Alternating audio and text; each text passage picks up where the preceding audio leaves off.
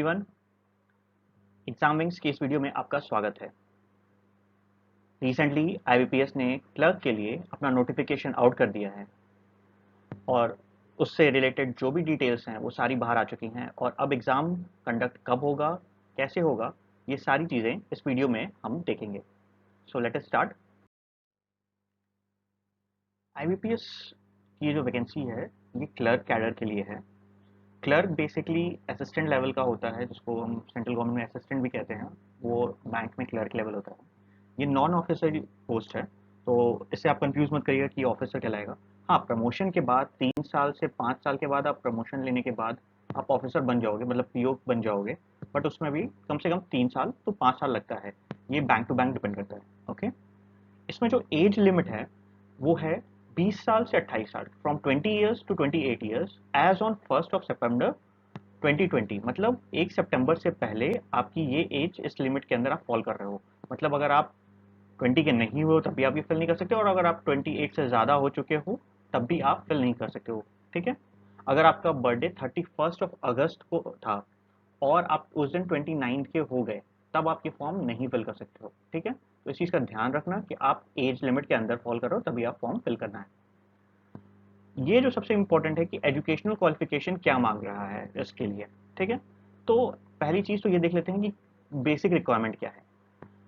Graduate in any discipline, इसका मतलब कि आप किसी भी कॉलेज से कोई भी एक ग्रेजुएट की डिग्री हासिल किए हो। You must be graduate from any university in any discipline. ठीक है, another important is knowledge in computer science. Computer science या कंप्यूटर सिस्टम का आपको नॉलेज होना चाहिए, मतलब आपको कंप्यूटर सिस्टम चलाना आना चाहिए। और सिर्फ नॉलेज सिर्फ बोलने से नहीं कि मेरे को आता है, आपके पास ये कोई सर्टिफिकेट या कोई डिप्लोमा होल्ड करना होगा इस चीज़ के लिए। अब ये जो दो बेसिक रिक्वायरमेंट है ये आपको पूरी करनी होगी 23 सितंबर से पहले पहले। मतलब जो आपकी ग्रेजुएशन कंप्लीट हुई हो और उसका फाइनल रिजल्ट आ गया हो 23 सितंबर 2020 से पहले। अगर आपका रिजल्ट नहीं डिक्लेयर हुआ है, आप फाइनल ईयर के स्टूडेंट हो और 23 सितंबर तक आपका रिजल्ट नहीं डिक्लेयर होता है, तो आप ये फॉर्म नहीं फिल कर सकते हो। अगर आप करते हो और फाइनल तक पहुंच जाते हो तो डॉक्यूमेंट वेरिफिकेशन में आप रिजेक्ट हो जाओगे। तो इस चीज का भी आपको ध्यान रखना है कि आप अपनी ग्रेजुएशन कब कंप्लीट किए हो। ठीक है, अब उसके बाद ये एक बहुत इंपॉर्टेंट पॉइंट है, प्रोफिशिएंसी इन लोकल लैंग्वेज। इसका मतलब क्या है? प्रोफिशिएंसी इन लोकल लैंग्वेज क्यों इंपॉर्टेंट है? जो ये क्लर्क का एग्जाम होता है वो स्टेट बेस्ड होता है, मतलब कि आप खुद डिसाइड करते हो कि आप किस स्टेट से फॉर्म फिल कर रहे हो। आप पंजाब से फिल कर रहे हो, गुजरात से फिल कर रहे हो, महाराष्ट्र से फिल कर रहे हो, तमिलनाडु से फिल कर रहे हो।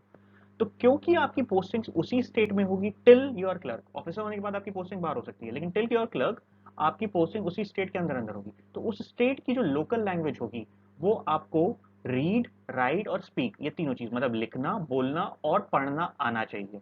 और इसके लिए आपको क्या प्रूव करना होगा कि आपको ये आता है? तो आप 10th में वो पर्टिकुलर लैंग्वेज उस स्टेट की, अगर आप जैसे यूपी से भर रहे हो तो आप हिंदी या संस्कृत या उर्दू से 10th में आपके पास एक डिग्री होनी चाहिए। या फिर अगर आप महाराष्ट्र से भर रहे हो तो आपको मराठी आनी चाहिए और उसका सर्टिफिकेशन होना चाहिए। अगर आप नहीं है, आपके पास, आपने नहीं कर रखा है, मान लीजिए मेरे को तमिल आती है बट मैंने तमिल का नहीं कर रखा है, तो मेरे पास एक सर्टिफिकेट होना चाहिए कि मैंने तमिल का कोर्स कर रखा है, और जिस दिन आपका डॉक्यूमेंट वेरिफिकेशन होगा उस दिन आपको वो प्रोवाइड करना होगा। ठीक है, अब इंपॉर्टेंट बात कि भाई एग्जाम का फॉर्म का डेट क्या क्या है। तो 2 सितंबर से आप फिल करना शुरू कर सकते हो और 23 सितंबर तक फॉर्म की लास्ट डेट है। लास्ट डेट को मैं हर बार मना करता हूँ फॉर्म फिल करने के लिए, लास्ट डेट पे आपको फॉर्म नहीं फिल करनी है। ठीक है, उसके बाद अगली इंफॉर्मेशन है कि प्री एग्जाम कब होगा। प्री एग्जाम डेट जो है वो है 5th, 12th और 13 दिसंबर 2020। मतलब 5, 12 और 13 में से किसी भी दिन आपका एग्जाम पड़ सकता है। मेंस एग्जाम 24 जनवरी को होगा। ठीक है, आईबीपीएस ने अभी डिक्लेयर कर दिया है कि वो प्री का रिजल्ट कब देगा, मेंस का रिजल्ट कब देगा, बट मैं इसको अभी हाईलाइट नहीं कर रहा हूँ क्योंकि लगातार अभी तक बहुत सी चीज़ें सिस्टमैटिक नहीं हो पा रही हैं क्योंकि कोविड के कारण। तो आप बाद में एक्सपेक्ट करो और वो चीज़ उस समय नहीं आए तो let us wait for it. Final decision जब आ जाएगा, जब रिजल्ट आएगा तो पता चल जाएगा। तो अभी मेन फोकस करना है कि भाई एग्जाम कब है। ठीक है, प्री का, मेंस का। नंबर ऑफ वैकेंसीज कितनी है? यहाँ पे नंबर ऑफ वैकेंसीज 1500 लिखी हुई है, बट इस चीज़ का ध्यान रखना है कि आपकी जो वैकेंसी होगी वो आपके स्टेट के हिसाब से होगी। तो कुछ स्टेट जैसे कि लक्षद्वीप है, जैसे यूनियन टेरिटरी की लक्षद्वीप, उसमें सिर्फ 2 वैकेंसीज हैं, और कुछ स्टेट जहाँ जैसे यूपी वहाँ 161 वैकेंसीज है। तो आपको अपने स्टेट के हिसाब से वैकेंसीज देखनी होगी। ये पूरी वैकेंसीज आपके लिए नहीं है, आपके लिए सिर्फ वही वैकेंसीज अवेलेबल हैं जो आपके स्टेट के लिए है। सैलरी कितनी होती है, ये सबसे इंपॉर्टेंट क्वेश्चन है एक एस्पिरेंट के लिए कि भाई इतनी मेहनत करके हम पढ़ेंगे तो हमको क्या मिलेगा।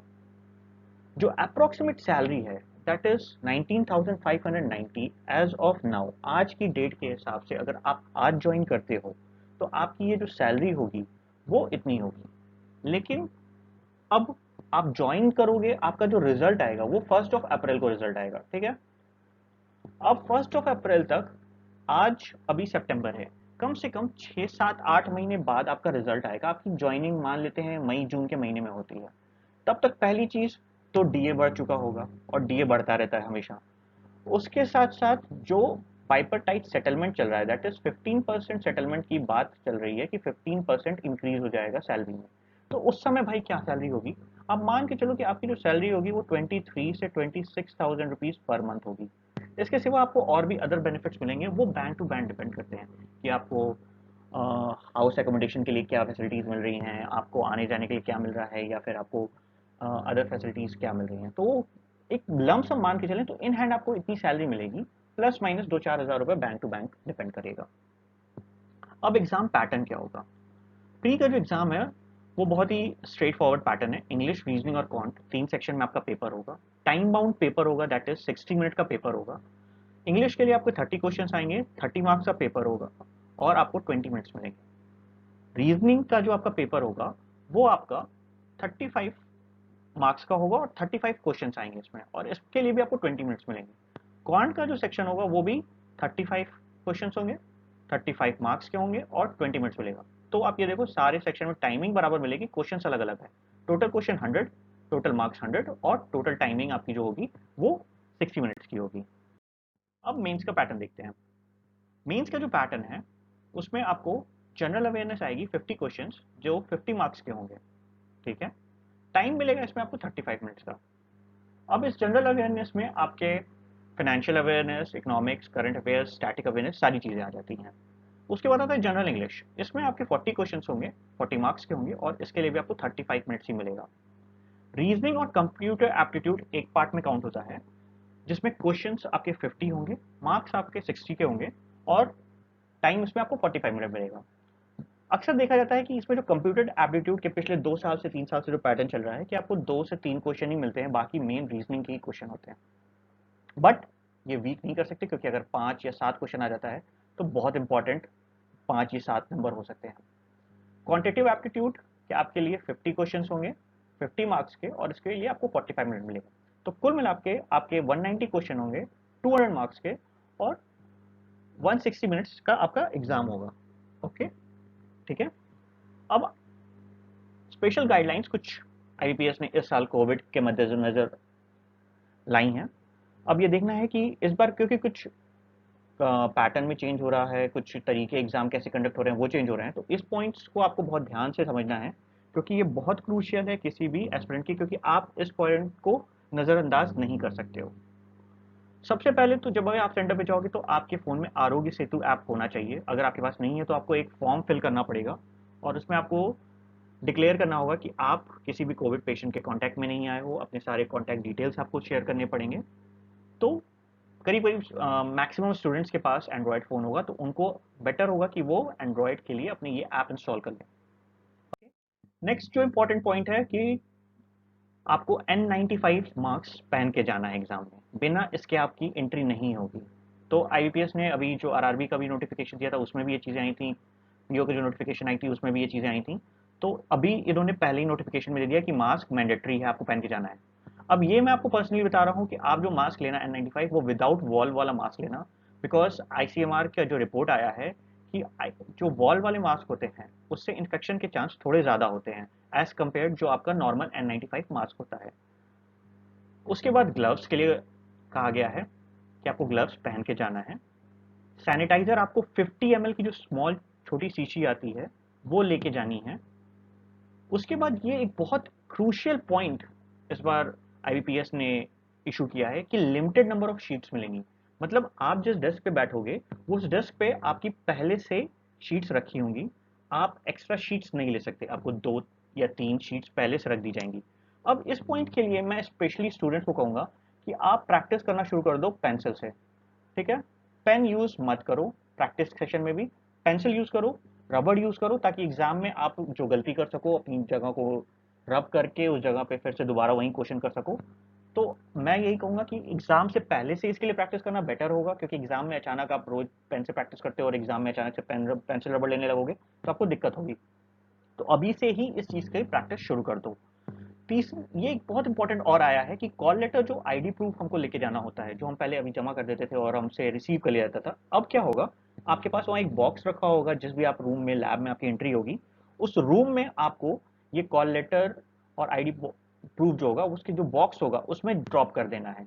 तो इसको आपको भूलना नहीं है। बहुत से बच्चे कि यार कोई पूछा नहीं, कोई किसी ने हमसे मांगा नहीं तो मैं लेके वापस आ गया, ये मत गलती करना।